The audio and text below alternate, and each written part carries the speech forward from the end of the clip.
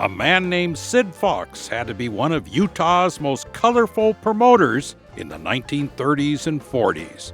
He owned a radio station. He threw lavish parties and hung around with stars. Oh, and he smoked expensive cigars. He also hired a photographer to follow him day and night, his own paparazzi, and even saying goodbye to the radio station bowling team. You gotta love his promotions for his radio station.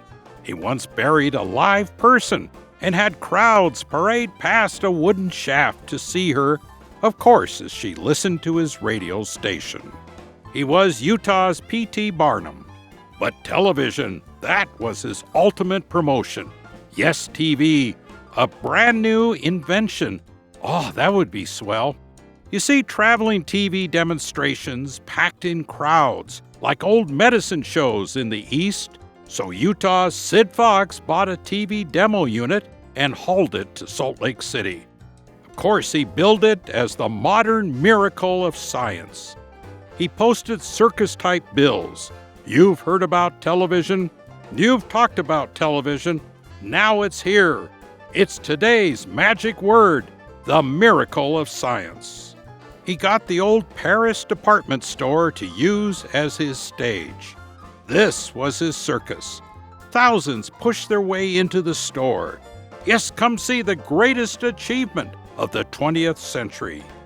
He had 3 TV sets. Come on, keep on moving. More crowds waited for hours for a glimpse of Sid Fox's show. Could you imagine the sight? 1,000 people here on 3rd South, all waiting to get into the Paris department store behind me, to see the modern miracle of science, television. Yes, this was 1939, and he put on a week's worth of shows on those 3 sets. A full week of programming that people could crowd in to see. He put out the world's first TV guide. He started with a newscast 77 years ago. Oh, he brought in a live orchestra and a group of dancers. One was a young girl, Lloyd Drexel. She danced on the 2nd floor while crowds watched on the 1st floor. It was just remarkable, and people were standing around this one little set that would get static once in a while, and once in a while you'd see a picture, just in awe that, wow, that's from clear upstairs in this building. And Utah had one of the first examples of TV ever. The set featured a small screen and a mirror that reflected the picture. We thought if we could run fast enough, we'd see ourselves downstairs on the monitor. Next, he took his cameras and the 3 sets to the state fair. Oh, he was just beginning.